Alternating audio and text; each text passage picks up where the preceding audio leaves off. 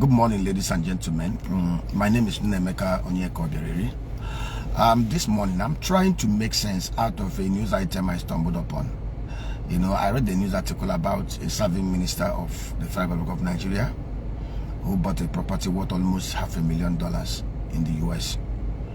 And he tries as much as possible to justify it. A property that was there and all those stuff. He tried to justify it.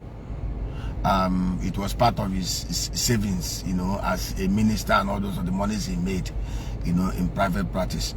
Now, the question I want to ask, what is this excitement? What is this catch of public servants amassing so much properties offshore? Between 1980 till now, it is estimated that over half a trillion to $1 trillion had been looted out of Nigeria by political office holders, both past and present, and using fronts and all manner of cronies. And most of these stolen funds, most of these looted funds from our public funds are actually laundered using properties offshore, from Cayman Island to British Virgin Island to South Africa to Europe to America. Even some are even migrating to Asia. Then mostly Dubai and Singapore and all the rest of them. Over half a trillion to $1 trillion have been looted out of Nigeria. And because these guys are somehow brainless, they move most of these monies offshore. The only thing that comes to their mind is buy properties. In Nigeria today, we have over 28 million housing deficit that will require close to about 560 trillion naira to be able to fix. And the volume of monies, the volume of funds that some of these guys have stolen out of Nigeria, if repatriated back into Nigeria, is enough to cover half of those deficits. So what is the excitement? What is the catch? You see, and it's very interesting. The Western countries, Europe, America, they want us to believe that they hate corruption. They want us to believe that Africa is corrupt. But actually, there must be a receiver of stolen goods for the cycle to be complete. Nobody in America will tell us that they don't even know those who have laundered monies out of Africa to buy properties. Because you can't buy a property in America, even if you are using funds. They will know who bought the money. They will know how the inflows came in. It's very funny. It's very unfortunate.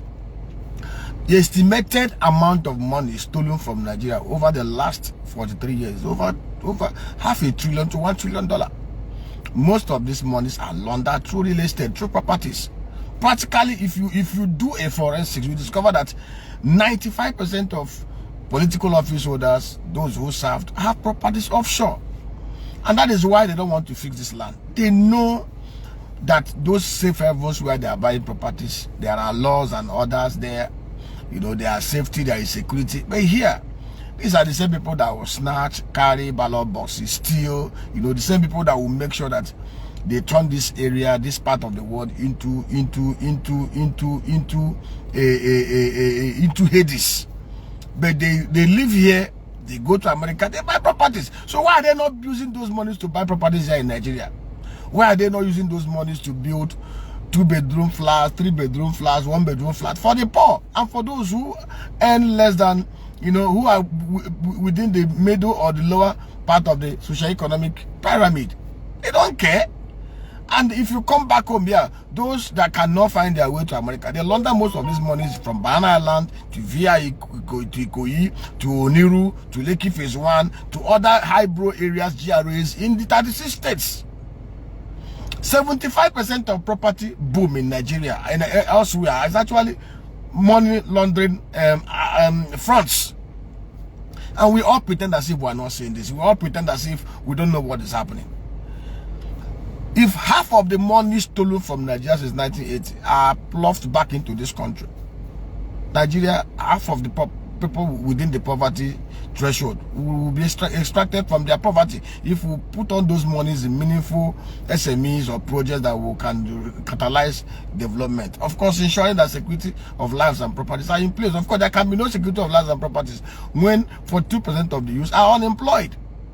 Unemployed not because they don't want to do any work. Unemployed because the socio-economic and physical system in Nigeria has made it impossible for honest people to do honest businesses and survive. The policing and judicial system in Nigeria has been so corrupted that you can't even secure justice even when you have been wronged. That is the kind of society that we are in. So I'm just music. Just occurred to me. Over 70% of the funds stolen here are laundered in properties. We have made suggestions on how this thing. See, it's a very simple thing. Amend the laws. If you amend the laws, anybody that wants to register any title deed, land or property, or even asset like even luxury cars, Rolls Royce, Range Rover, anybody who wants to register it, we amend the laws, must be able to include his TIN, tax identification number, must be able to include his BVN, must be able to include his name. If it's a body corporate or directors and shareholders, must include this. For with this, you can easily trace those who actually own these things. Even if it is their front, you'll be able to look at what their fronts are earning based on their cash flow statement and what they purport to own based on their assets. We have also proposed that the law should be amended, make it compulsory for public sector office holders to declare their assets publicly. Create a portal, a very good portal that is seen by everybody, where if once you are elected or appointed to public office, you will declare your assets and liabilities publicly, unambiguously. If you own a property in Aba, you must indicate where the property is and the valuation report on those properties. That way, people can be able to, and then amend the Whistleblowing Act in such a way that Nigerians can be able to blow whistle. In such a way that if they blow a whistle, either in America or in Britain or in Nigeria, to call out or to find out, you know, a public officer that have looted our money to buy asset, the person that blow the whistle will collect 20% of the proceeds of the recovery. In such a way, every Nigerian becomes a CIA and KGB agent. In such a way, when you know you will loot and be called out and recover, you will be discouraged, because deterrence is actually the best way to prevent people from stealing. In America, in the UK, the deterrence is what keeps people in check. But here, anything goes. Thank you for your audience. Thank you for your attention. God bless you.